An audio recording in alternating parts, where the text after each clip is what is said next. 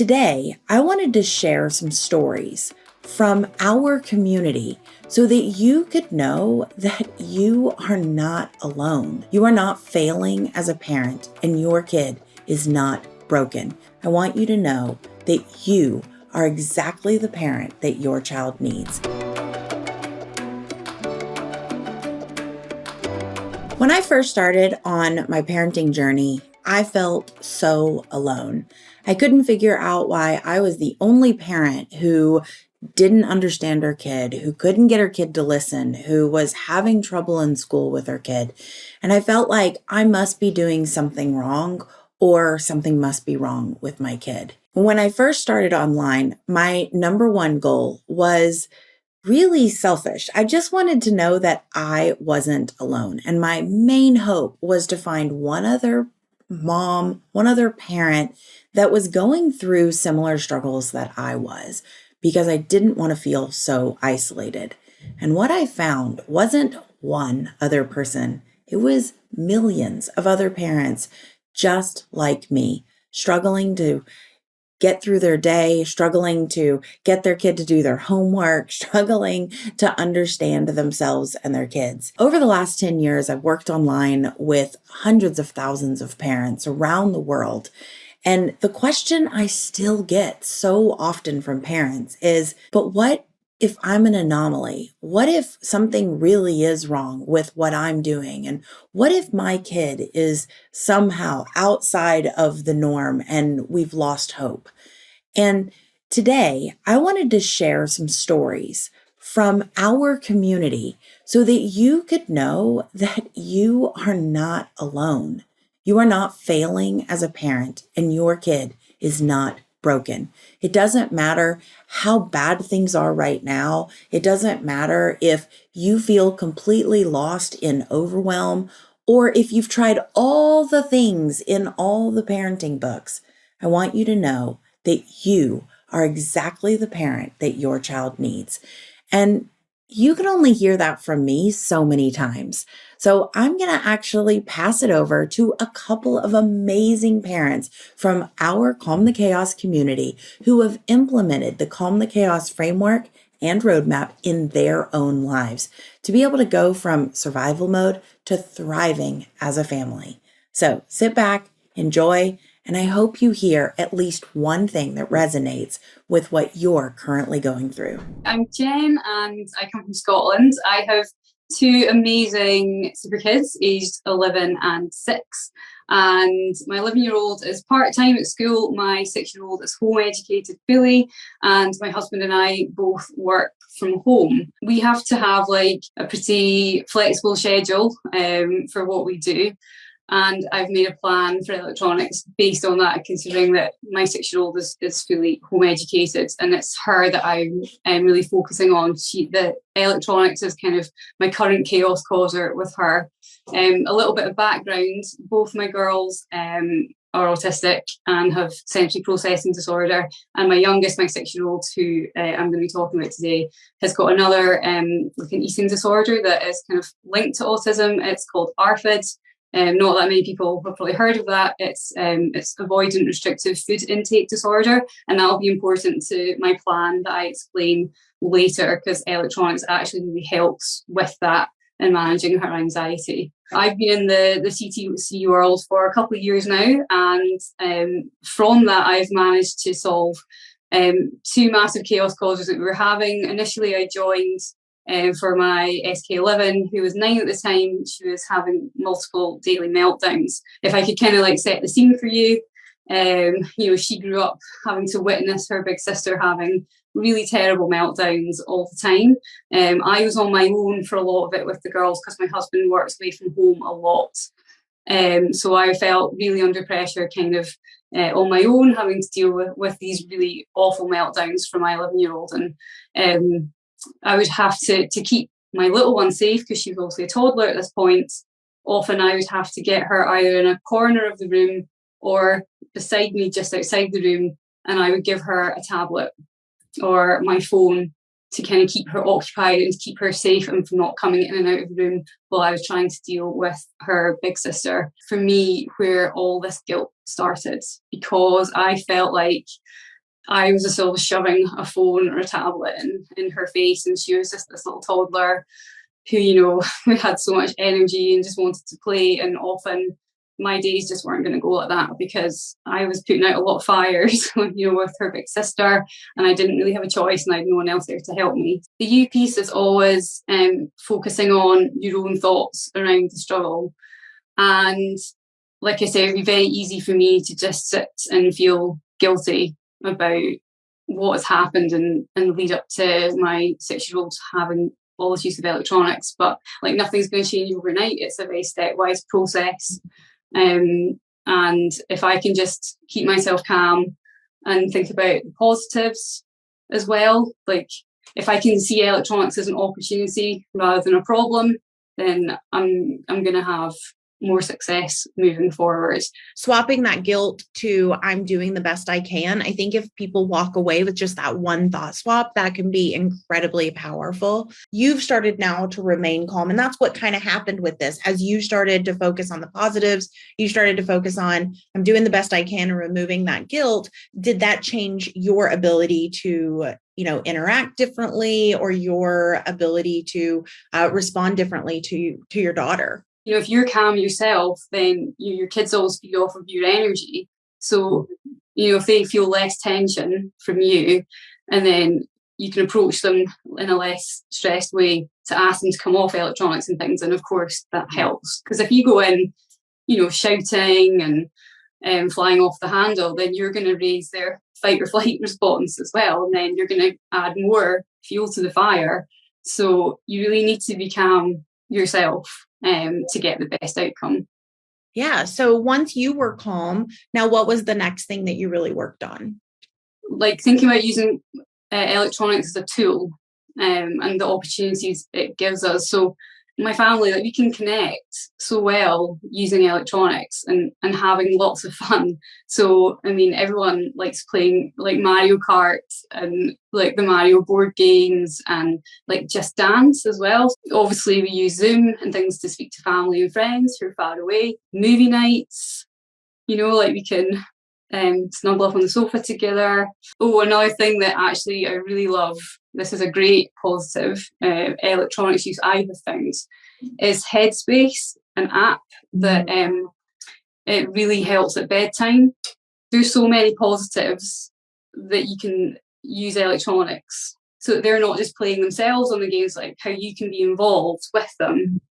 Then that's good time that you're spending together and having all those positive interactions. Because if you're not well connected with your child, it's so much more difficult to then sit and make a plan where you can problem solve.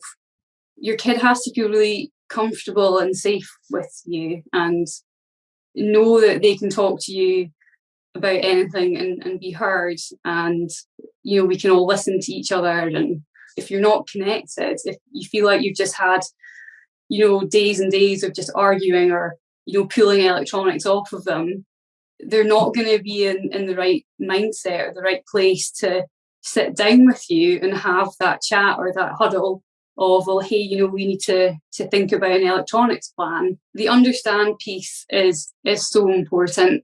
So I think when kids are using electronics, you need to kind of understand the root behind that, like what is their need to be driven to just be like watching TV and not engage in other tasks. I guess it's that looking under the surface kind of piece and seeing if they have any unmet needs and things like that. So using myself, I was explaining that my 6-year-old has the sort of eating disorder called ARFID. This makes eating, which is a basic need, we need to remember, it is very difficult for her. It's very anxiety provoking for her to have to be around food, to handle food, to smell it, just to experience it. And she has extremely limited foods that she can eat. She can only eat about 4 or 5 foods currently. In order for her to be able to eat the small amount of food that she can have, I actually need to give her a tablet.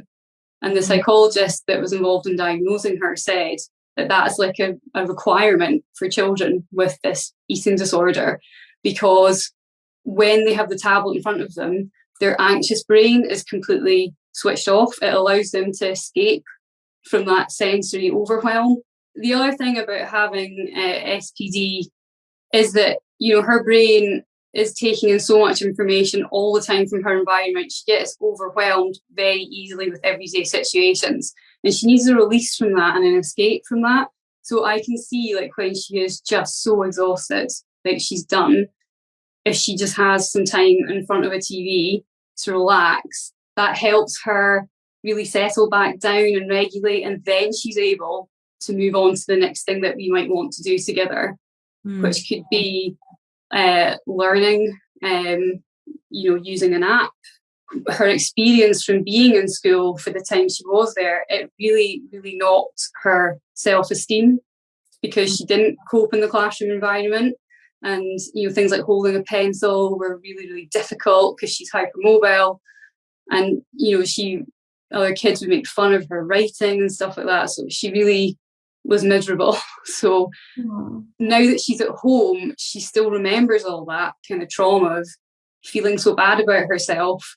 So I can't get her to write. But if I'm using a tablet, she can use her finger to trace letters and things, and she's much more engaged and likely to do that. And she likes like the fun animations that you get that help do maths or whatever. And then she can have like TV to settle, regulate, and then we'll move on to the next thing. So my day is very broken up. I was able to have a really good chat with her, and we spoke about her needs and her struggles because, we've been in CTC for so long. She's very aware actually of her own needs and her triggers and what she needs to regulate. By just observing her that she is possibly just getting bored, then that would be when I would sort of start using a timer of, well, I think we've been on this long enough now. How long do you need? Or can we finish up when the show finishes? Like this sort of thing. And she's been quite good at using a timer. She likes, again, electronics to rescue. I've got like an Apple Watch, so she likes asking Siri to set the timer on my watch. So she knows when that goes off, she's quite happy to come off, and then we'll move to the next activities. Every day we'll have a discussion about what we're going to do, and sometimes the day will start off well and then we suddenly have to change our plan. And like I say, it's just her and I checking in with each other all the time with what she needs and how she's feeling. And it's great because she has this awareness. Like she can sometimes say to me, like, oh, Mum, I need a break. Or when she's had the break, she'll suddenly say, I'm good now. Mum, let's go do this. Let's go. And then she'll be like a bundle of energy again because, I've just let her have that time. It's just all she needed. And if I'd been stressed and shouting, no, you can't have TV, no, you've been on that long enough, it would just make the whole day go downhill and I wouldn't get as much out of her. It's really just kind of like you say, that back and forth compromising and me not really having like this target or a goal at the moment. I think so far we've done really well. Like I have significantly managed to reduce the time she spends using TV because we're using the timer and the scripts and kind of just that checking in with each other. Electronics around bedtime particularly was a struggle for us. But since we've developed this plan the last sort of 3 to 4 weeks, every night has been great. There's been no problem because I have made sure that half hour, she just has that time with me and she can come off the electronics and we can just have lots of fun and then get up to bed, and she's not looking for it anymore. I am mostly a stay-at-home mom. I have a small part-time job, which now, of course, moved at home. But I have a 5-year-old daughter and a 7-year-old son, whom last year I was homeschooling them. He's an extrovert. He's just got so much energy. Like he accidentally just knocks things over and bonks into people. And my daughter is a watcher. She wants to see what's going on and is this situation safe for me to jump into before she gets into things? And they're just so opposite. And so learning how to handle one and then learning what works for the other it's been a fun journey. So last October, what was life like? I yelled a lot. I'm just going to start there with honesty. We had to rush to go somewhere, hey, where are your shoes? I said, get your shoes. Why aren't you getting your shoes on yet? We got to get out the door. Go, go, go. I said, turn the TV off. It's time to turn the TV off. And just, most things I said I had to say multiple times. And then I ended up having to say them loudly. Even when my son was really little, maybe he was like 1.5, there was something that he was doing. He kept pulling something out of my hand. And I would say, no, that's not the way to do it. And I was told by someone who I respected, you have to raise your voice and make it apparent that you're upset about this for him to understand that you mean business. And so I learned that I had to say no in order for him to understand. And it really set me on quite a path of thinking that I had to, I had to show my negative emotions in a way that built up my authority. And that's unfortunately not how it worked. I thought that my job was to set all the rules, all the parameters, all the consequences, and make the demands that they be met. Boom, boom, boom. I was really frustrated because, to put it mildly, because it wasn't working. And I was exhausted at the end of the day. And I would ask myself, why did today blow up again? Like, why is this not working? Why is he not, or why is she not, following along? Why is this so hard? This isn't supposed to be this hard. I realized that I had to start with me, that I couldn't, when they were infants, when I was trying to rock them to sleep, I would calm my breathing to help calm them down. And I realized that that's what I needed to do again. If I can be calm and say, hey guys, let's calm down, instead of, you have to calm down, it's a whole lot more useful. And, I can affect change in this. I realized that I would get really angry when my kids would demand something like, Mom, why don't I have my applesauce yet? And I'm like, why are they so demanding and bossy? And I realized that I was modeling it, because I would say, hey, it's dinner time. It's dinner time. Why is no one at the table yet?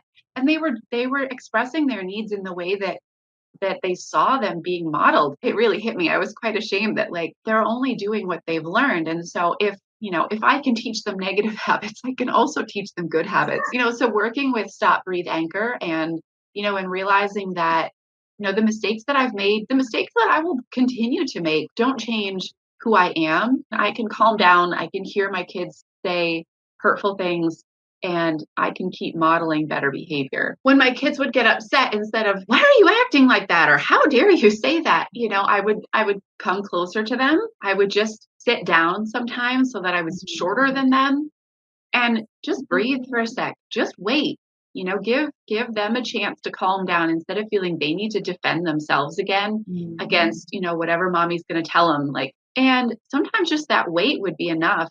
Other times, Mommy worked really hard to make dinner. I know you're hungry. Let's go get some food, and just explaining to them it's not about me bossing them around. It's about me as a parent who loves them, trying to do what's best for all of us. And that really helped. The first time my daughter pulled in, I hate you, because I told her to clean her room up or stop playing or something. I just sat down beside her and I waited for, not 2 seconds, but like 15 seconds. I said, I love you. And she just started bawling and fell into my arms and was like, I love you too, Mommy. I'm just so sad, and then we could talk about the situation. But coming down with that authority, and you must respect me, it's not going anywhere.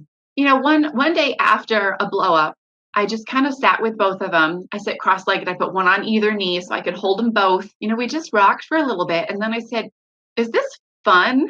Was that fun? Do we want playtime to go this way? And both of them were, no. I said, well, what do we want? Obviously we're going to have disagreements, but what do we want? And my son was like, I want her to not hit me, and my daughter, I don't want him to take my things.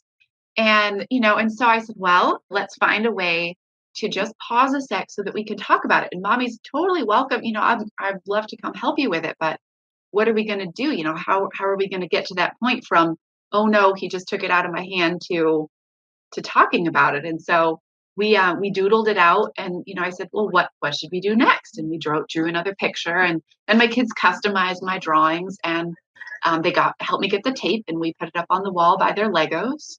It's definitely helped a lot. We kind of tried some things here and there to get getting out of the house a little better.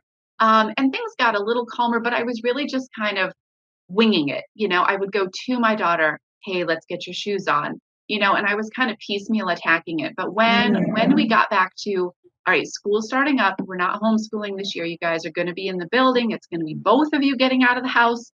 So I can't just like carry my daughter in her pajamas to get my son to school. Like she needs to be dressed this year too. And so one day we were in the car and we were just talking about school, and my son was sharing some things with his sister about, oh, recess is so much fun, blah, blah, blah. And there was a pause in the conversation. And I said, I'm really looking forward to school too.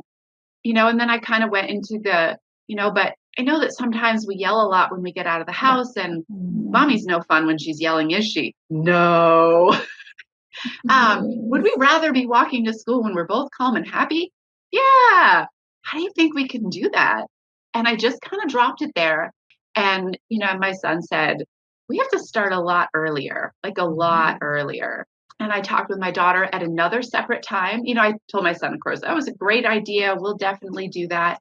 Talked with my daughter at a separate time about how to wake her up in the morning, because she is very hard to wake up. And then we also had another separate huddle about getting lunches ready. I tried to break the huddles down into smaller parts so that it's not this huge, overwhelming, mommy's trying to redesign the whole world today kind of thing. And when we break it down, then they can each have time to think about their parts. And then you told me that there's like a new plan that just happened. Like your kids are starting to be empowered. They're starting to use these plans on their own. Is that correct?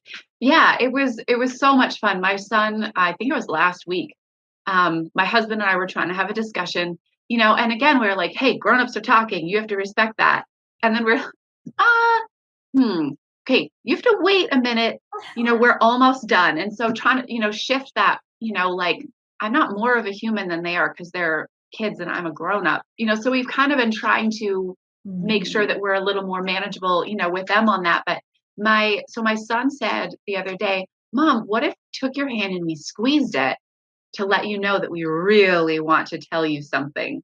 And, and then I said, oh, the way that your friend does. And his mommy squeezes back to say, okay, I hear you, but let me finish my sentence and then I'll let you speak. And he's like, yeah, we've totally got to do it. Here, it works like this, and he took my hand. And so we practiced, and my daughter was there watching, and she's like, I like that, so we practiced it together. And then just last night, I was having a conversation with my husband, and my son came up and squeezed my hand. And I was like, oh, I know what to do. It's this double squeeze thing. And it was the first time we've actually done it. We just did it yesterday. We've been taught that as parents, like, this is your duty. You are the one in charge and you are the one in control. But it's not about controlling other people. It's about training your children. It's about raising them in a way that works and is good. And, you can't demand obedience from somebody. You can teach them that there's natural consequences. You can teach them, that this breaks relationship, and that, see, mommy is sad and you are sad, and, your toy broke because you were throwing things. And I know they can't always understand the consequences of things. Sometimes kids are too young to grasp that. And there's certainly things like, no, you may not go in the road. Like, that's a rule that I am setting as a grown up, but the way that we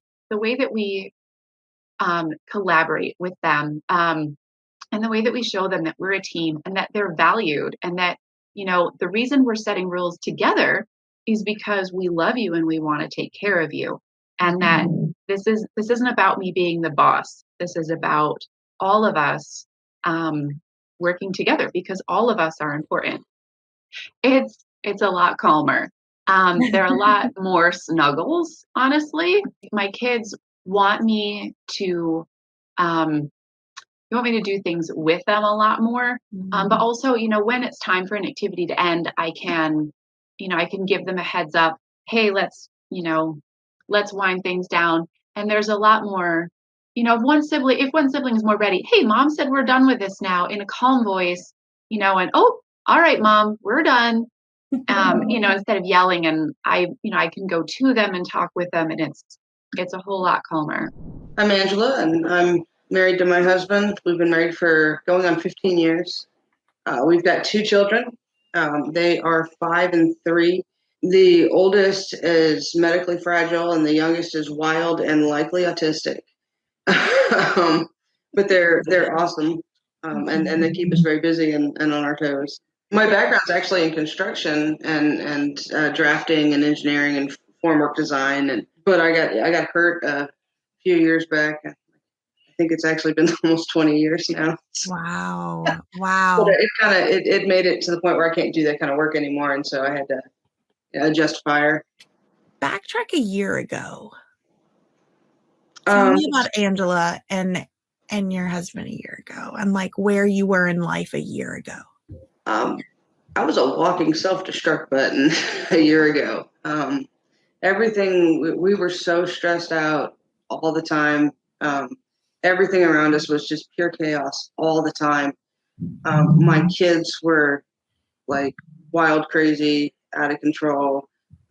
My husband and I were fighting all the time. Matter of fact, he had actually at one point just said, "You know what, I'm out of here."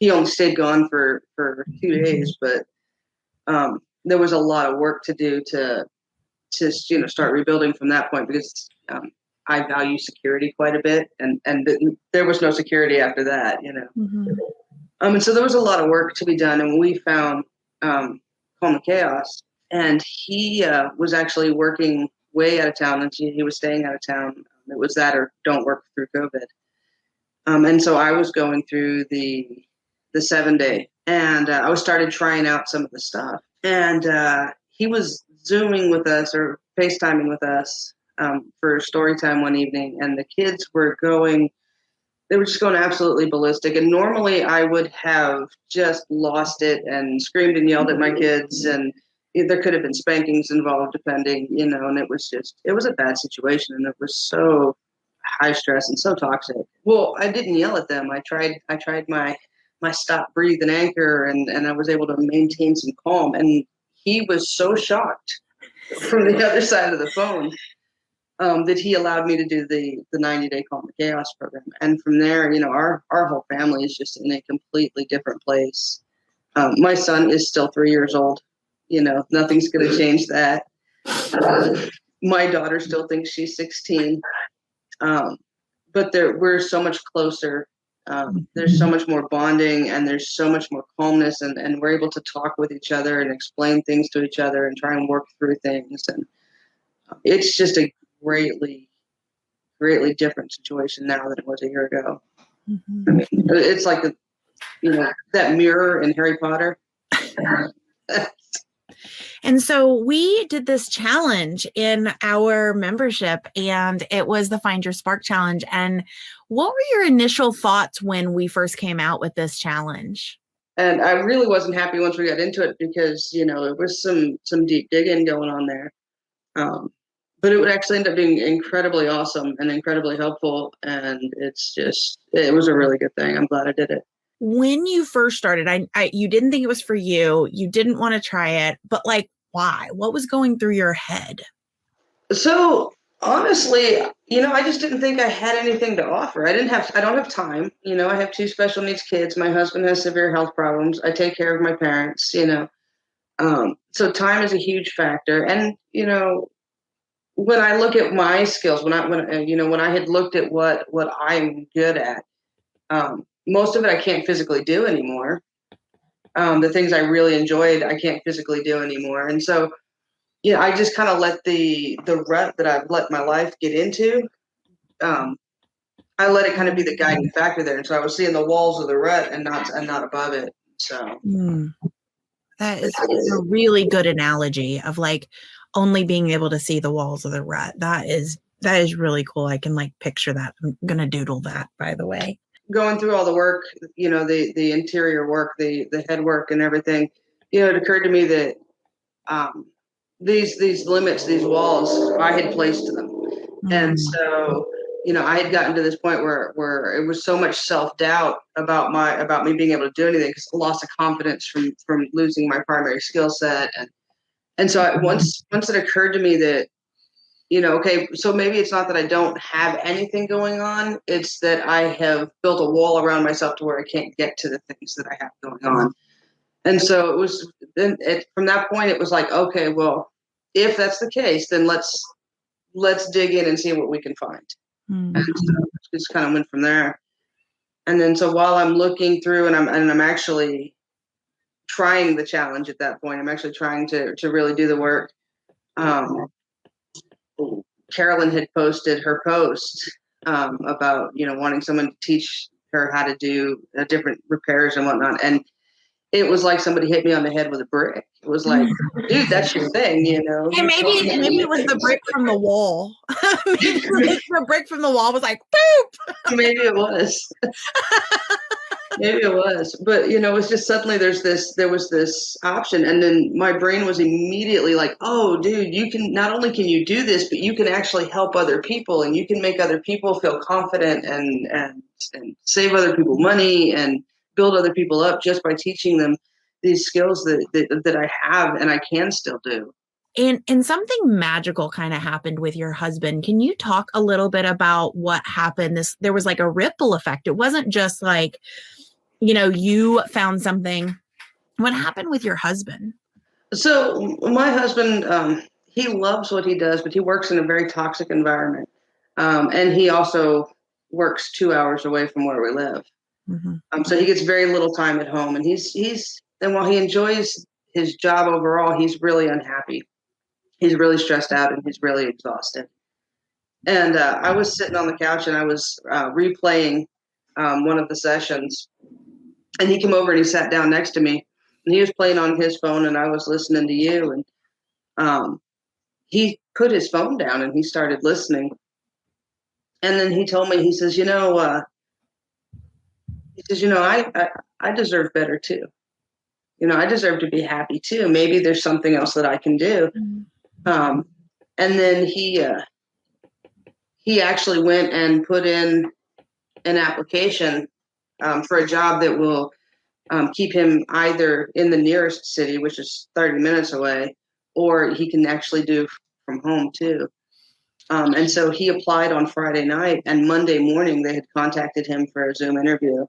And so it was really exciting. He's really excited. We don't know if he got the job, but just the fact that he's a very responsible, pragmatic guy. And, we have children who are more expensive than most. And so he's always afraid to mess with the finances. And so for him to be willing to try something else and to take that leap and not just stay where he knows he has a safe paycheck is a really cool thing.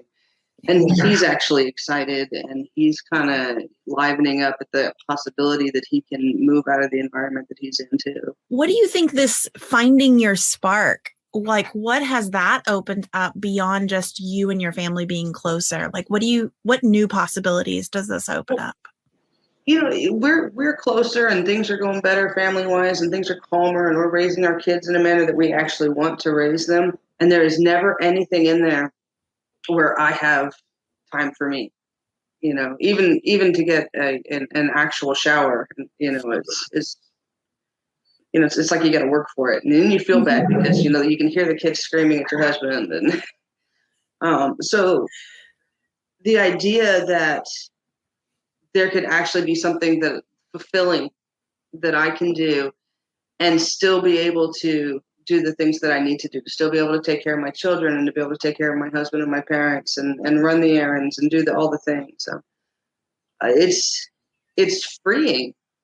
Just the idea is freeing. It's like a weight that just was crushing you, and now it's off your shoulders. And I haven't done anything with it yet. We're just toying with ideas and playing with it.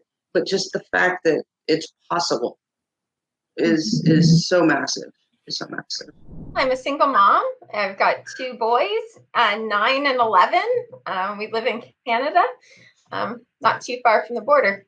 About 2 years ago now, I guess, but quite suddenly and unexpectedly, my husband left. And that, I guess, that happens to people. And it certainly turned our life upside down, and sort of life as we knew it changed pretty dramatically overnight. We had a family business, and that was the single income in our family, and there was a lot of craziness around that. We were barely surviving. Like basically, our world had crumbled. My kids had always struggled with school, and after my husband left, my youngest, who always had a lot of anxiety, like was refusing to go to school. We'd have these huge epic meltdowns and battles. I'd actually pulled him out of school. And then my oldest kid is like my more traditional super kid who has a lot of different struggles.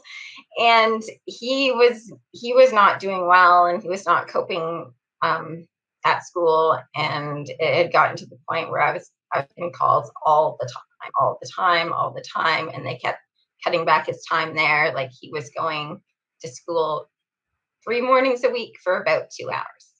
And I had my other kid at home with me all the time. For about 3 or 4 months after he left, I sort of tried to save the business, and it was clear that was not going to happen. And so we ended up, I guess, after Christmas that year on social assistance. And I mean, I'd reached out from all the local services. We'd actually had a social worker working with us for about 3 or 4 months. And she would come to our house weekly and just stare at us, dumbfounded at how difficult it was to get my kids to do anything or for us to school. She had consulted with her boss, and she was like, I don't know how to help them. Like this mom's a good mom. She's not doing anything wrong. She's tried all the things for anxiety. Like she's reached out to the doctor. She's like, they basically looked at me and threw up their hands. They said, like, we've never encountered a situation that's been so complicated and where you've done all the things and it's still not getting better. And they basically just said, see you later. Good luck with that. And like that, it felt like the lights went out. Like, I don't know how to describe it other than that. Like, it was like, there's no hope. Here I am, a single mom. I can't even get my kids to go to school. How are we ever going to survive? And I mean, the shocking part was like 6 months before that, we were a normal functioning family. But at that point, it was like we were holding on for dear life. And I didn't know where else to turn. I didn't know how we'd make it. I kept looking. Like, I was that mom that stayed up till 2 a.m. on Google, like searching, going, there must be an answer out here somewhere. Reading all the stuff. Like, at some point I had seen like a video clip of you, I think. And I was like, I remember it actually quite distinctly. You and your son in the toy store and talking about the meltdowns at school and having to get calls to come and get him all the time. And I was like, yes, this is like that's my life right now. Like, some days that he's only there 2 hours, I drop him off, and before I'm home, the school's already to get him. And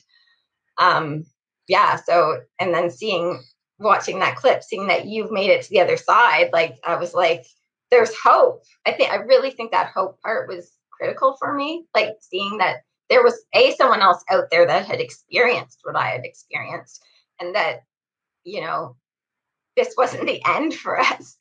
And then, like, just being able to find, like, I remember going through the workshop and being able to find these like little tiny wins, like when all these things in our day were going on, when it was like meltdown after meltdown, when it was like I could barely get to the grocery store with my kids. It was finding like the one thing that was good, then however small that was, like being able to see that my kids were having a hard time, like that they were sad and I was sad too, and it was okay to be sad, and we had each other. Like, even that is a little win. It was like we had each other, and we were healthy, and we, we're managing to have put food on the table. At one point, there was this shift where I was like, okay, I can't really change what has happened. Like, we are at where we're at. Like, there's nothing I can do to turn the clock back or reverse it. Like, this is a crap situation, but this is where we are. And like, I think that was a big shift that I made, that it was okay to be upset that that's where we were at, and say, okay, this is where we are. Now, what can we do? I found some ways to like take our really, really big struggles that we were having. Like I had a kid that it took me an hour to get him in the car to get to school. If that makes, like, wrestled this kid, pulled him out from underneath the bed. Like it was bad. And so we broke it down and like, to tiny, tiny steps. That March, I met with the school and we decided that I would try to bring him back to school in the first couple of weeks. We didn't make it through the front door of the school. We got to the parking lot. We never got in the door. And then like 2 days later, we'd get in the door. And then the next day we'd get in the gym. And then he'd stay the whole time, like the whole 20 minute gym without me. And like, it was just these like, what seemed, if you had asked me months ago, it seemed like way too small steps. Like, how can I be bringing my 8-year-old to school and he still won't leave my side for 20 minutes? Like that just seemed like that would have felt like no progress to me. But then these little tiny steps were building. And the next thing I knew, he was there for 40 minutes and he could go off with the teacher for a bit. And like, again, it seems small. In a month or two, he was getting in the car on his own before he left the house. And when we got to school, he'd run out and play with a kid in the yard, which was like this kid who hadn't left my side basically in almost 9 months, starting to engage with life again. And that, like, that was incredible. Looking back in retrospect, like we spent a lot of time together, like we spent every day, all day, like my kids barely left my side. Like I thought we must be connected, but like, I think that was a huge thing that changed when I did Calm the Chaos is that I thought I was connected, but it wasn't really connection. Like I realized that we were together and sad, and we started being able to sort of acknowledge where each other was at, and like, and that helped us connect. I could understand some of the like much deeper things that I never had in my whole time trying to deal with it. I could understand that it was a safety issue, and I could see that he was having a hard time, instead of being like, oh, why can't you just go to school? Like every other 8-year-old's going to school. Like, what is your problem? I started meeting him where he was at, like instead of hoping he was further along or different. And that brought us so much closer, like that understanding piece and that ability to say, like, it's okay if you can't do this. He was sad. I just sit there beside him when he was sad. And like, I didn't have to do something to him. Like, I just had to be there, and he just had to understand that I was there and that I had his best interests. That is absolutely amazing. I love hearing this. And so what is life like now? Gosh. Well, before COVID shut the schools down, that little kid that I couldn't like barely get in the car was going to school full days with a smile on his face. Like, we have our life back. Like, every day is not a battle. Like, we can do things as a family and go out and not like have to worry that there's going to be a meltdown every 2 seconds from my older kiddo. I've talked a lot about my younger kiddo, but my older kiddo struggles, and like he have a lot of meltdowns, and we can function. I can like leave my kids with someone. I'm able to have a job again, which is just like changes your life when you have no income. So that has been, and life's just later. Leslie, again, I just am so thankful that you're sharing your story, because I know this is going to help someone. So thank you so much. For quite a few years now, we've dreaded hearing the footsteps of our SK9 coming across the landing into the bedroom in the morning. And literally, I can feel it now. I would just tense up, thinking, oh my gosh, what's going to be the mood? And invariably, it stemmed from her wanting to know what we were doing that day, and if I paused too long to breathe, to think about what we were going to do, it would be a meltdown of, okay, and that would then just derail our day, because she'd be very angry, she'd be quite volatile, and then she'd start to do stuff with her younger sister. And it was all we understand now about getting obviously attention and reaction. It almost felt as though if I said we needed to do X, Y, and Z, go and brush your hair, go and brush your teeth, she would do the complete opposite of that. And it felt deliberate. It felt that she was being mean. I can remember saying, I got really worried. I just thought, oh my gosh, I've created a monster. I really did think that she was just deliberately being mean. And then I found CTC. The main thing for me was the Spark plan. I really focused on that and really got that into a habit. And then from that stopping and breathing and having an anchor about the fact that she's struggling. She's not trying to give me a hard time. There's always a storm around the corner. So I'm always prepared for that. And it could be a little storm or it could be a big storm. Can you talk to me about it? Like, what does it look like to be prepared? You've always said just focus on one, because whatever one you choose will help you move that needle closer to where you want to be. And it took me a while to believe that. But I again, your words resonated with me when you said, until we can believe in ourselves, you will believe in us. And I just, again, went whole heart into it. So I picked the one focus and it was morning, because, as I said, I dreaded her coming across the landing. So I picked morning, and we we got together and we did a routine. When I say we, that was me, SK9 and SK, who's now 5. So we came up with a very simple routine. There were just 4 simple steps: get showered, get dressed, breakfast, brush teeth, and then that would leave however much time then, and they could either play or watch TV. So that was our sort of in the moment for getting ready in the morning to go out. And the reason I chose that was because I mentioned earlier that when she walked across that landing and would be angry, it would just derail the whole day. And now we'd got that plan, and lo and behold, it didn't I didn't have to wait long before I actually had an episode where I had a chance to practice it. So I literally I looked at my 1-1-1 plan. One thing I was going to say, one thing I was going to do, and one thing I was going to provide. And what I've just practiced now is I knew the words I was going to say was, I can see that you're having a hard time. And I literally just went in there and I just said that. And that was to all 3 of them. So that was my daughters and my husband. I can see you're having a hard time. Let's take a break. And that was it. And it was still, sparking. And I said, look, let's just leave it now. Let's go and do something to just relax ourselves. Do you want to go and watch TV? Do you want to go and play a game? And SK9 is very good at her creative play. And she said, well, I've just set all this game up. And I said, well, that's great. Does everyone want to do that?